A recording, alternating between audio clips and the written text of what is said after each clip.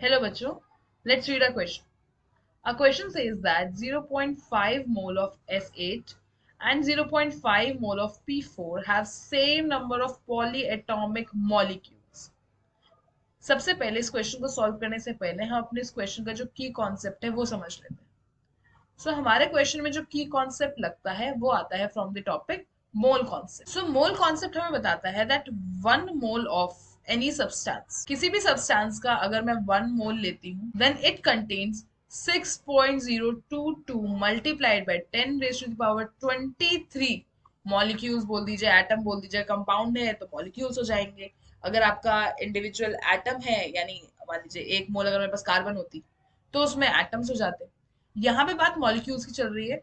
So one mole of an substance will contain 6.0 into 10 raised to power 23 molecules. यानी कि अगर मैं बोलूं कि वन मोल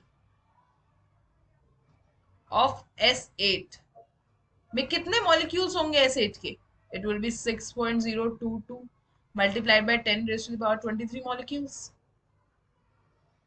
सिमिलरली अगर मैं P4 की बात करूं यानी one mole of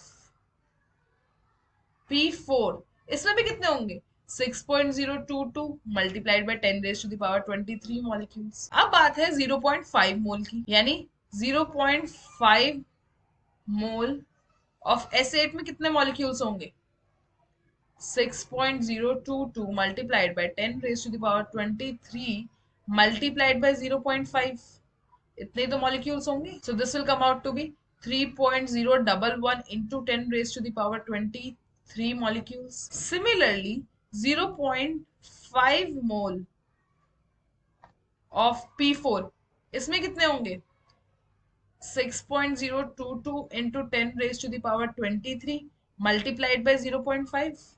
This also comes out to be 3.011 into 10 raised to the power 23 molecule. तो हमने देखा कि मोल कॉन्सेप्ट ये कहता है कि अगर आपके नंबर ऑफ मोल्स बराबर है, 0.5 मोल इसका था, 0.5 मोल इसका था, तो उनमें क्या होगा सेम नंबर ऑफ मॉलिक्यूल्स होंगे.